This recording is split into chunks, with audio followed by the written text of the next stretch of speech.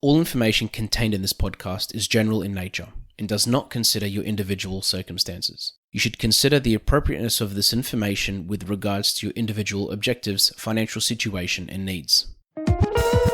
Welcome to Sharing More Than the Sheets, a podcast to help you and your partner make better financial and lifestyle decisions so that you can both focus on the things that you love. I'm your host, Michael Khouri, financial planner, green thumb, husband, and just dad.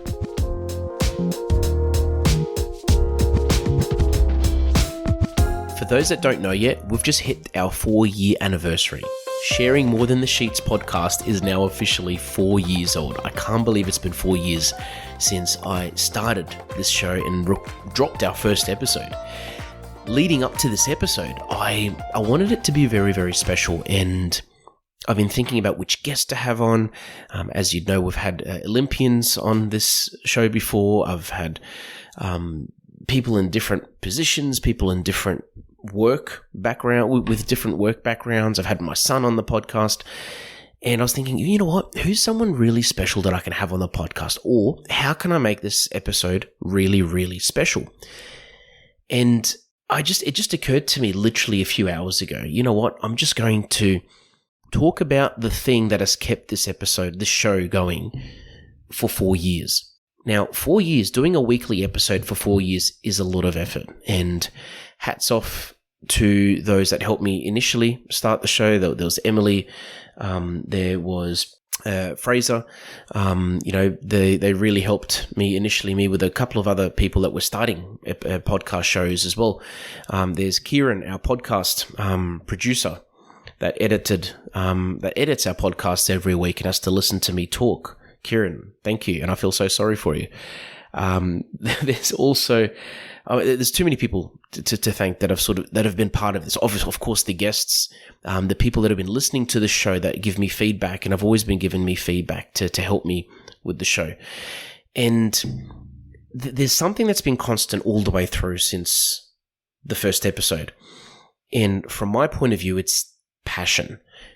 For me, starting off the show, I've talked about this before, but starting off the show, initially it was about getting clients. It was about putting myself out there and just trying to build up the business. And within the third or fourth or fifth episode, honestly, it did not become, it completely changed. It was not about that anymore. It became a passion. It became a passion project. I had people coming up to me saying, I listened to, or text messages, people saying, I've listened to this episode and it really helped me, and I've passed it to my friend, or hey, I've heard it, my friend sent me your episode you did the other week on X, Y, and Z, and I actually want to talk to you about it because that episode really helped me out. And there's so much that's come out of the show so far, and a lot of it for me is just the enjoyment of being able to talk about something that I love talking about, and the ability to be able to help people on a larger scale as well. The thing for me, and the fire, I guess, that's been burning inside my belly since I started the show, is the need to be able to help others and to talk about things that I'm passionate about. And that's what leads me to this topic of passion. And I talk to my clients about this regularly, and it's something that comes up in conversation quite a bit. And I'll just ask someone sometimes if they actually love what they do, if they enjoy what they do. I ask them if what they're doing, whether it gives them joy. And I want to ask you the same question. The things you do every single day for work, do they give you joy? Are you passionate about them? Now, there's different ways of defining passion, and yes, what this means, and sort of, I enjoy it. And yes, I understand that there's different things that give people different kicks, but is it something that gives you energy, or is it something that drains your energy? Now, I know when it comes to work, it's not as easy as that. Not all of us can just decide what we want to do for work and we just do it. For me, I'm lucky, I'm blessed that I'm able to do something that I am so passionate about. But there's different ways of approaching it. And if you're listening to this, and as I'm asking this question, whether, what you do for work, whether it gives you energy, whether it's something that gives you joy, whether it's something that you are passionate about, if you're listening to this and the answer is no, then I encourage you to Work on a career path towards something that gives you passion, something that you enjoy. If you think about it, we've got 24 hours in the day. Usually, we spend a third of that day in bed, sleeping. So really, that's why experts recommend that you have a good mattress. We spend a third of that day at work, which is why it's important to do something for work that you enjoy. And the other third, we usually spend it with friends, family, the things in between, the hobbies. And the sleep we all need to do, of course. But it's the other things. It's the work side of things. Now, some of us have a choice with work. Some of us have the option to study, to choose a different career path. Some of us have the option in our current workplace to move into a different role, to talk to your manager, to look at what's available, what's out there, to move into a different position. Maybe you've always worked in customer service, but you want to get into sales, or vice versa. Let's say you're the type of person that's, let's say you're a receptionist at a dental practice, and you want to actually study and do a lot more than just sitting at a desk at a dental practice, and you want to do a lot more. There are so many different options. The other one is if you don't have the option to change careers, or if it's not that simple for financial reasons or time, or we all have different constraints in our lives, of course, then in the other 8 hours, find something that you're passionate about. It could be music. It could be a hobby. It could be spending time with certain people. You might have certain people in your life that you enjoy spending time with. The other week I was talking to someone and he told me that we were just chatting about his life and work and family, and he just mentioned to me that he has got some friends that he used to always play pool with, and he was a really good pool player, and they always used to catch up once a week. They used to play pool, and they haven't for 4 or 5 years. Everyone's just had kids, got married, life changed. But it's something he loved, and as we were talking about it, I can just see his eyes just light up, and I can see that passion in his eyes. And I just asked him, why don't you start doing it again? And he said, I don't know. And first he said, but life's a bit crazy with kids and whatever. I'm like, yeah, I get it. But I asked him, why don't you just spend 1 hour, 2 hours a week, or 2 hours a fortnight, or even 2 hours a month with your friends playing pool? And he did not know the answer to that question. And it just, essentially, we worked out that it was just habit. Over time, life just changed. Priorities changed, as they do in all our lives. But he just forgot to go back to it. And he promised me that he was going to catch up with those friends and start playing pool again, and we'll see how that goes. And I haven't spoken to him since, but that's just an example of something that you can do. If you can't change work, do something else that you're passionate about. It could be a side business. It could be focusing on music. It could be, as I said, spending time with certain people. It could be doing something in the backyard. Gardening. I love gardening. Again, as I'm talking to you, I'm just getting excited thinking about these things, and it's really important for us to work hard in our life. It's very important for us to be ambitious, to want to grow our careers and life, but at the same time, we need to realize that all of those things, those materialistic things, money or etc., it's at the end of the day, it really is worth nothing if you look at it as a big picture. Like when we're on our deathbed and we're looking back at life, we're not going to be thinking about the number of cars that we drove or the number of holidays that we went on. We're going to be looking around us. We're going to be, first of all, looking at who's sitting around that bed with us. And secondly, we're going to be thinking about the things that we achieved in our lives, the things that really brought us joy. And you know what? It probably could be the travel. It could be the holidays that we did, or the experiences, or the ways we pushed ourselves past our limits. Or just the things that we look back on now in our lives and think, you know what, that was a very proud moment. That was something I'm very proud of. And it's important to always remind ourselves of these things. And when it comes to passion, when it comes to following our passion, you know what, there's two ways to it. One, in either option, either pathway is fine.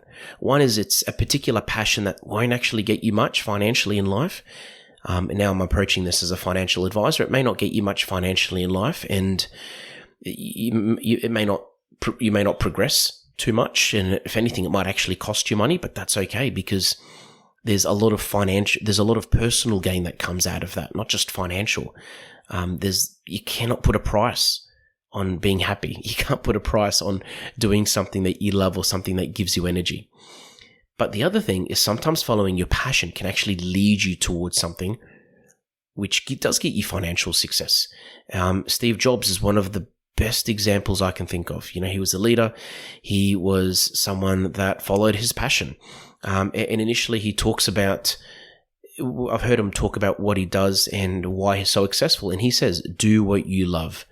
Do what you love. And he says, people with passion can change the world for the better.